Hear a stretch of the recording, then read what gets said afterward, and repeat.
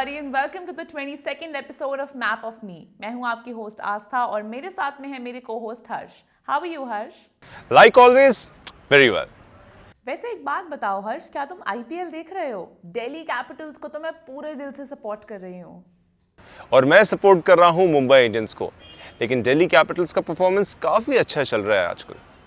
तो दोस्तों, आज के एपिसोड में हम बात करने वाले हैं टीम बिल्डिंग के बारे में और साथ ही साथ ये भी जानेंगे कि इसका क्या रोल है आपकी प्रोफेशनल लाइफ में. आगे बढ़ने से पहले आपको बता दें कि पिछले एपिसोड में हमने क्या बात की. पिछला एपिसोड था मेंटल हेल्थ के बारे में, जहाँ पे हमने जाना कि तरह तरह की एक्टिविटीज क्या हो सकती हैं जो हमें फिजिकली एंड मेंटली फिट रख सके. योगा, साइकिलिंग, डांसिंग और फंक्शनल फिटनेस जैसी एक्टिविटीज आपको रखती हैं फिट.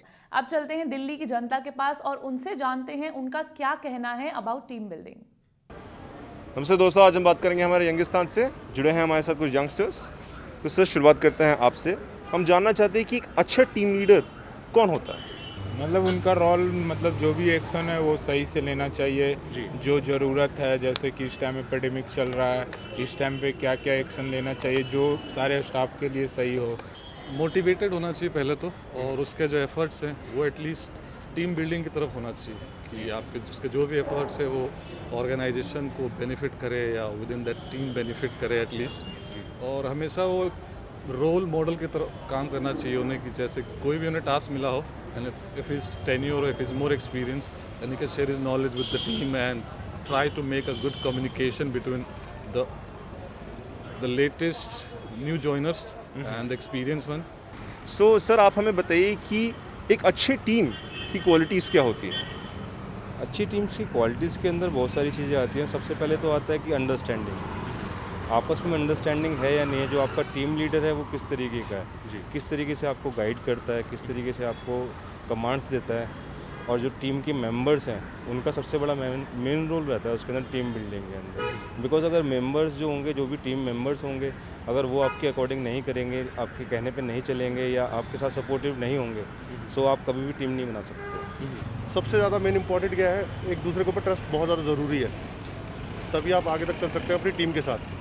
अगर अदरवाइज़ कोई काम नहीं करता है, ट्रस्ट नहीं है आपके ऊपर, तो प्रॉपर तरीके से काम नहीं कर पाएंगे. और अब जो हम चीज़ करते हैं गेस्टों के लिए, वो प्रॉपर तरीके से उनसे वो चीज़ प्रोवाइड नहीं कर पाएंगे. ये बहुत ही इंपॉर्टेंट चीज़ कही आपने, trust.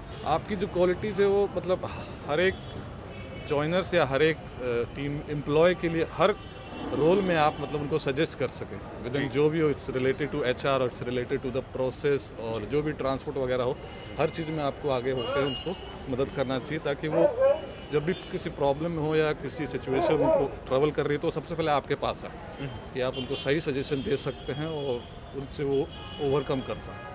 And as a leader क्या क्या चैलेंजेस आपको फेस करने पड़ते हैं. बहुत चैलेंज है. बेसिकली क्या होता है, जब हम कहीं और भी ओपनिंग कराते हैं काफ़ी रेस्टोरेंट्स की, वहाँ पर नई नई चीज़ें चैलेंज होती है. नई सिटी में जाके हमें बहुत कुछ देखना पड़ता है.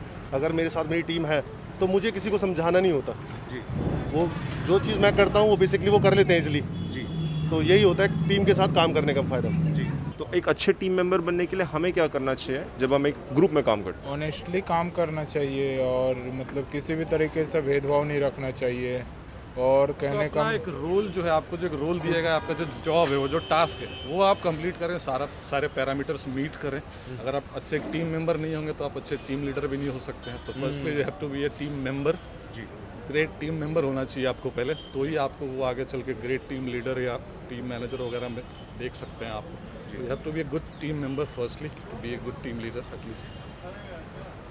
बहुत बहुत धन्यवाद. आप लोगों से बात करके बहुत अच्छा लगा. वेल गाइस, ये था हमारी यंगिस्तान का कहना. Over to you Aastha. Well, team building एक बहुत ही इंपॉर्टेंट फैक्टर है क्योंकि एक सही टीम ही आपको सक्सेसफुल बना सकती है. अब चलते हैं कोलकाता के एक एक्सपीरियंस्ड एंटरप्रेन्योर के पास, जो कि हमें बताएंगे how to start a business.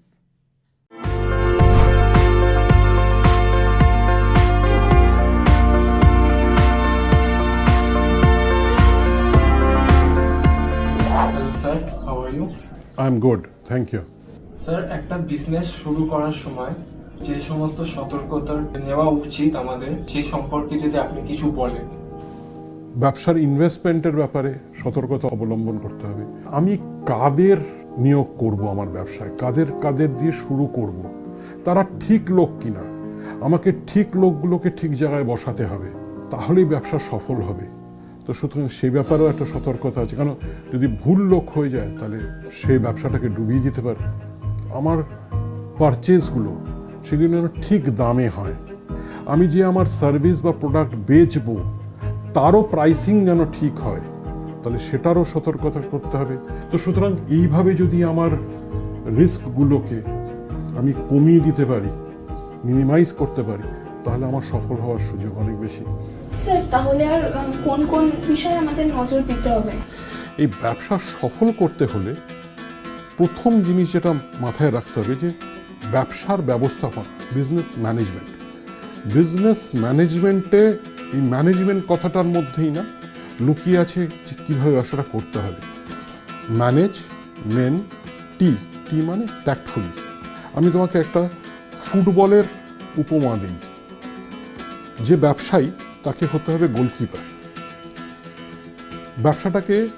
ব্যবসার অর্গানাইজেশনটাকে যেভাবে সাজাতে হবে, ফাইন্যান্স অ্যান্ড অ্যাডমিনিস্ট্রেশন সেটা হচ্ছে ডিফেন্স লাইন, তার প্রোডাকশন সেটা হচ্ছে হাফ লাইন, আর ফরওয়ার্ড লাইন হচ্ছে মার্কেটিং অ্যান্ড সেলস। এইভাবে নিজের ব্যবসাটাকে গোছাতে হবে এবং কঠোর পরিশ্রম দ্বারাই সফল হতে হবে। बहुत ही इंफॉर्मेटिव एंड रिसोर्सफुल रहा ये इंटरव्यू। वैसे दोस्तों, हमारे 26 स्टेप्स में स्टेप 25 यानी कि मेकिंग अ बिजनेस प्लान यही कहता है कि सबसे पहले सोचिए कि आपके पास आइडियाज़ क्या हैं, फिर अपने आइडियाज़ को आप एक्सपीरियंस्ड एंटरप्रेन्योर्स के साथ शेयर करें और फिर एक बढ़िया सी टीम बिल्ड करें ताकि आपका बिजनेस भी सक्सेसफुल हो सके। और साथ ही साथ इसके बारे में और जानने के लिए जाइए हमारी वेबसाइट mapofme.in पे और मेक ए लाइफ प्लान पे क्लिक करें। इसके साथ हमारे क्विज में पार्ट लेना ना भूलें, क्योंकि उससे आप जीत सकते हैं बैकपैक्स, बाइसिकल्स और बहुत ही कूल गिफ्ट्स। फिल्में देखने का तो मुझे बड़ा शौक है, लेकिन क्या आप जानते हैं कि एक एड या एक फिल्म बनाने में कितनी मेहनत लगती है? वेल, जानते हैं इसके बारे में आदित्य से।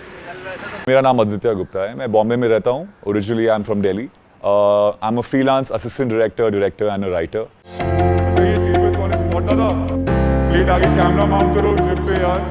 निर्देशक या डायरेक्टर जिसको बोलते हैं, उनका जॉब यही होता है मेनली कि एक जो कहानी लिखी जाती है उसको कैसे दर्शाया जाए। एज एन असिस्टेंट डायरेक्टर उनका काम क्या होता है, जो निर्देशक का विजन होता है प्रोडक्शन और डायरेक्शन टीम के बीच में क्रिएटिव ब्रिज बनने का। Main responsibility of planning creatively and production wise जाता है असिस्टेंट डायरेक्टर के पास।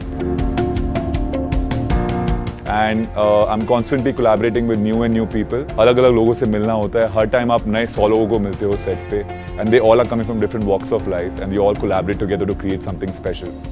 आई थिंक हर फ्रीलांस फील्ड में एक चीज़ मेरे को लगता है कॉमन है, और हमारे फील्ड में भी। अब अलग अलग टाइप के प्रोडक्शन हाउसेज, अलग अलग टाइप के निर्माता, अलग अलग टाइप के राइटर्स के साथ कोलैबोरेट करके नए क्राफ्ट बना सकते हैं, बिकॉज आप इसेंशियली एक आर्टिस्ट हो। सिक्योर्ड इनकम के लिए लोग मुझसे बहुत ज़्यादा बार पूछते हैं कि सिक्योर्ड इनकम होती है ना, तो उसमें आपको पता है आपके पास ये फिक्स सैलरी आ रही है और आपको ये भी पता है आपका फिक्स 10% ही बढ़ेगा। इसमें हमारे साथ ऐसा होता है कि आपको पता है अभी भी एक लिमिटेड अमाउंट तो आ रहा है, लेकिन कभी कभी वो लिमिटेड अमाउंट 4 गुना 10 गुना भी हो सकता है। अगर आप गिग इकॉनमी में आप कॉन्स्टेंटली और developing yourself and skill set, which is I think is a great thing to have any which ways. आई थिंक आप एज एन इंसान कभी बोर नहीं होते, आप एक एज एन इंसान कॉन्स्टेंटली अपने आप को इवॉल्व करते रहते हो। पहली बात तो इसके अंदर आपको बहुत ज़्यादा इंटरेस्ट होना चाहिए, बिकॉज ये दिखने में फील्ड बहुत आसान है, लेकिन it requires a lot of patience and energy. So ideally you have to always stay very updated. आपको एक तो अपडेटेड रहना, और आपका हार्डवर्क तो मतलब गिवन है ही है। Like film makers are like the biggest problem solver, so you have to have that skill set as well. You can not be shy away, you have to be a team player. आपको constantly नए teams को अलग अलग stages of production में deal करना है। As a director आपको सिर्फ एक ही काम नहीं करना होता है कि आप सिर्फ राइटिंग करें या डायरेक्ट करें, आपको सिनेमाटोग्राफी भी पता होनी चाहिए, आपको दुनिया के बारे में पता होना चाहिए। You have to be very very smart, quick thinking and going forward, because if you are a very good worker, if you are a very good thinker, automatically people want those kind of people in your team. आपको फिल्मों देखने का शौक है, अगर आपको कहानियाँ बताने का शौक है, अगर आपको कोई भी आर्ट फॉर्म से प्यार है, और बचपन से अगर आप तस्वीरें खींच रहे हो या कुछ लिख रहे हो और उसमें आपको बहुत मजा आता है, तो I think it's a great thing to be part of. देखा दोस्तों, कितने सारे लोग इन्वॉल्व होते हैं ऐसे एक बड़े प्रोजेक्ट में, लेकिन ज़रूरी ये है कि सब साथ में काम करें ताकि एक बढ़िया फिल्म बन सके। और इस केस में डायरेक्टर हैं जो अपनी टीम को लीड करते हैं, और उन्हीं की जिम्मेदारी होती है कि सब काम ठीक से हो। बस दोस्तों, अब टाइम है हमारे क्विज का। बस दीजिए इन 2 आसान से सवालों के जवाब और आप जीत सकते हैं जोमेटो की तरफ से वाउचर्स वर्थ ₹200। पहला सवाल ये कि इंडिया अपना पहला वर्ल्ड कप कौन से साल में जीती थी, और दूसरा कि पेटीएम नामक ऑर्गेनाइजेशन को किसने फाउंड किया था? अपना जवाब दे www.mapofme.in में। और जल्दी कीजिएगा दोस्तों, क्योंकि ये पहले 150 एंट्रीज के लिए ही अवेलेबल है। अवार्ड फंक्शन से लेके वेडिंग्स तक कितने सारे बेहतरीन इवेंट्स होते हैं जिनको देखने में बहुत मजा आता है, लेकिन क्या आपको पता है कि इनके पीछे कितनी मेहनत लगती है? आइए जानते हैं इवेंट मैनेजर से।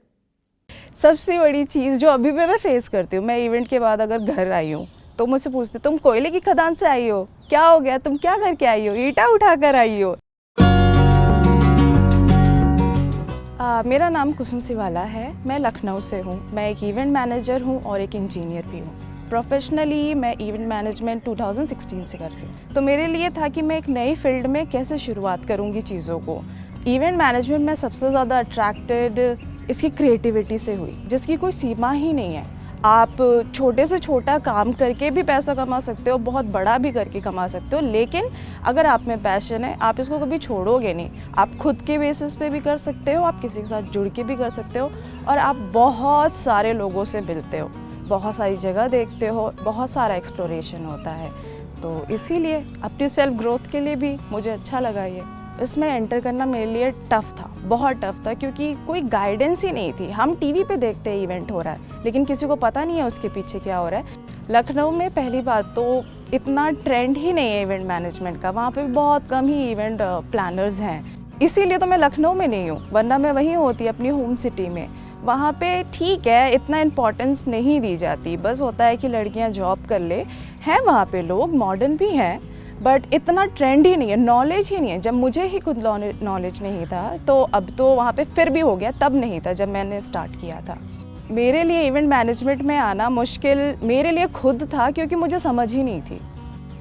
ऐसा नहीं है कि किसी ने मुझे गाइड नहीं किया, बट मुझे समझ ही नहीं थी मैं किससे पूछूं, क्या करना है। मैं खुद स्ट्रगल कर रही थी कि मैं इंजीनियरिंग भी कर रही हूँ, वहाँ मेरे माँ बाप का पैसा लगा हुआ है, फिर मुझे इवेंट मैनेजमेंट भी करना है। मुझे पता है कि फ्रेशर्स को जल्दी मौका नहीं देते हैं। मुझे अभी भी याद है, जो मेरा पहला इवेंट था, मैंने एक मैराथन के लिए रात भर जग के उसका रिफ़्रेशमेंट बॉक्स पैक किया था। बट धीरे धीरे जैसे जैसे मैं इस फील्ड में रही, तो मुझे समझ में आया कि एक एक चीज़ की इम्पॉर्टेंस है इसमें। अगर आप बॉक्स पैक करना सीख रहे हैं तो आपको पता होना चाहिए वो पैक कैसे हो रहा है, कितने की आई है, क्यों कर रहे हैं हम रात भर जग के। क्लाइंट सर्विसिंग में तो ठीक है, लड़की के तौर पे आप ज़रूर कर सकते हो, लेकिन प्रोडक्शन साइट्स पे एक लड़की का होना मुश्किल होता है, क्योंकि उनकी सेफ्टी का बहुत ज़्यादा कंसर्न हो जाता है।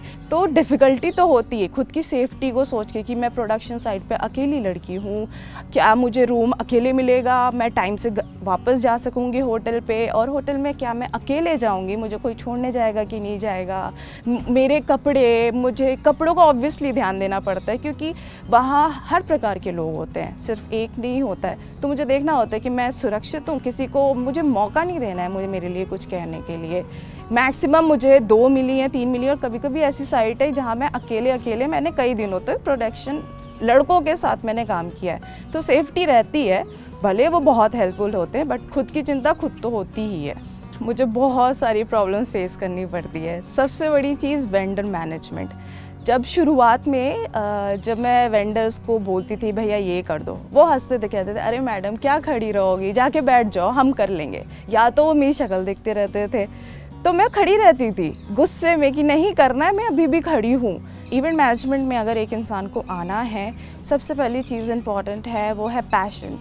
डिग्री तो आप ले ही लोगे, लेकिन पैशन चीज़ ऐसी है कि वो आपको यहाँ ठहराव लाएगी इस करियर में। क्या है ना, हमको कोई सीरियसली नहीं लगता, अरे इवेंट वाले आ गए। तो आपको एक राइट एटीट्यूड रखना बहुत ज़रूरी है, और आपको उनका ट्रस्ट जीतना बहुत ज़्यादा ज़रूरी है किसी काम के लिए, क्योंकि लोग बातें तो बनाते हैं, जब जेब से पैसा निकालना हो तब सारी चीज़ें ऊपर नीचे हो जाती है। तो भरोसा मेंटेन करना होता है। तो इसमें सस्टेन करना, आपको खुद पर भरोसा होना चाहिए कि आप कर सकते हो, आपको वो डेडिकेशन होना चाहिए। वेरी राइटली सेड बाय कुसुम कि किसी भी फील्ड में पैशन होना बहुत ज़रूरी है।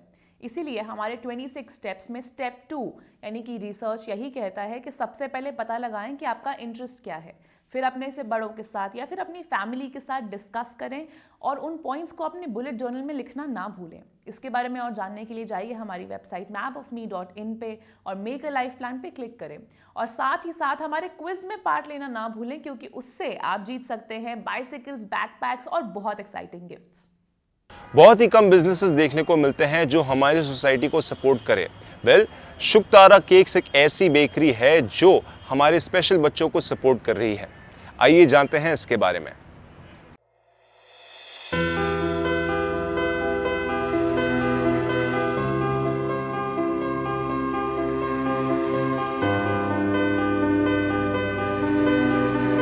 শুক্তারা একটা চ্যারিটেবল ট্রাস্ট, স্টার্ট হয় 1999-এ, যেখানে ছেলেরা আবার কিছু মেয়েরাও আছে, সবাই ডিসেবলড আর সামহাও ওরা সবাই নিজের ফ্যামিলি থেকে বঞ্চিত, ওরা এখানে থাকে। 2010-এর দিকে আমরা একটা সাপোর্টার পাই, ফ্রেঞ্চ সাপোর্টার, ওনার নাম হচ্ছে আলান কোজো। 2013-তে ফেব্রুয়ারি মাসে আমাদের শুক্তারা কেক স্টার্ট হয়। হাই, আমি সোমনাথ, শুক্তারা কেক্সের ম্যানেজার। এই রুমটা হচ্ছে কি মিক্স রুম বলি আমরা। এই ছেলেগুলো যেমন এখন বানাচ্ছে মিনি ম্যাডেলিন, এটা হচ্ছে কি ট্র্যাডিশনাল ফ্রেঞ্চ প্যাটিসারি। এখানে সব কিছু মিক্স করা হয়, মিক্স করে এই ফ্রিজে, এটা হচ্ছে -25 ফ্রিজ, এখানে সব কিছু যায়। কিছু কিছু আমাদের ফ্রেঞ্চ প্যাটিসারি রয়েছে যেগুলো হচ্ছে কি 24 আওয়ার্স ফ্রিজে রাখতে হয়, তারপরে নেক্সট ডে বেক হয়। এই রুমে আপনারা দেখতে পাবেন কোনো রকম কোনো কেমিক্যাল বা প্রিজারভেটিভ এগুলো আমরা ইউজ করি না। আর এই যে কেকগুলো আমরা বানাচ্ছি, এখনো পর্যন্ত আমাদের মনে হয় না কলকাতায় এই ধরনের কেক কেউ বানায়। এটাই হচ্ছে আমাদের ওভেন, এই ওভেনেই সব কিছু বেক করা হয়। এখানে দেখতে পাচ্ছেন এগুলো হচ্ছে গিয়ে ট্র্যাডিশনাল ফ্রেঞ্চ কেক, এটার নাম হচ্ছে অ্যালমন্ড ফিনন্সিয়ে, প্লেন অ্যালমন্ড ফিনন্সিয়ে। এগুলো মিক্স আছে, সব মোল্ডে করা রয়েছে, এগুলো সব ওভেনে যাবে বেক করার জন্য। এটা হচ্ছে আমাদের প্যাকেজিং রুম, হচ্ছে অশোক আর রাজু বক্স প্যাকিং করছে, তারপরে ডেলিভারি চলে যায় এখান থেকে প্যাক হয়ে। 2013 থেকে 6 বছরের মধ্যে আস্তে আস্তে অনেকটা সাস্টেনেবলও হয়েছে, যেটা সব কিছু সম্ভব হয়েছে আমাদের শুক্তারা কেকের জন্য, স্পেশালি আলান কোজনের জন্য। যদি উনি এই জিনিসটা না শুরু করতেন তাহলে হয়তো এই শুক্তারা কেক যা আছে আর বা শুক্তারা কেক হয়তো থাকতোই না। ये सही में बहुत ही बढ़िया थॉट है। उम्मीद है कि ऐसे और भी बिजनेसेस आए और हमारे सोसाइटी को सपोर्ट करें। तो दोस्तों, अब टाइम आ गया है हमारे क्विज का। बस आंसर कीजिए ये दो इजी से क्वेश्चंस का और आप जीत सकते हैं जोमैटो की तरफ से गिफ्ट वाउचर्स वर्थ ₹200। तो पहला सवाल, when did the Indian cricket team win it's first world cup? और दूसरा सवाल, who is the founder of Paytm? जल्दी से अपने आंसर्स भेजिए हमारी वेबसाइट mapofme.in पे। बिल्कुल जल्दी कीजिएगा दोस्तों, क्योंकि ये पहले 150 एंट्रीज के लिए ही अवेलेबल है। तो दोस्तों, आज के लिए बस इतना ही। उम्मीद करती हूँ कि आपको हमारा आज का एपिसोड पसंद आया होगा और आपको बहुत कुछ सीखने को मिला होगा। फिलहाल मैं आस्था चलती हूँ, फिर लौटूंगी मैप ऑफ मी के अगले एपिसोड के साथ। तब तक के लिए बाय बाय।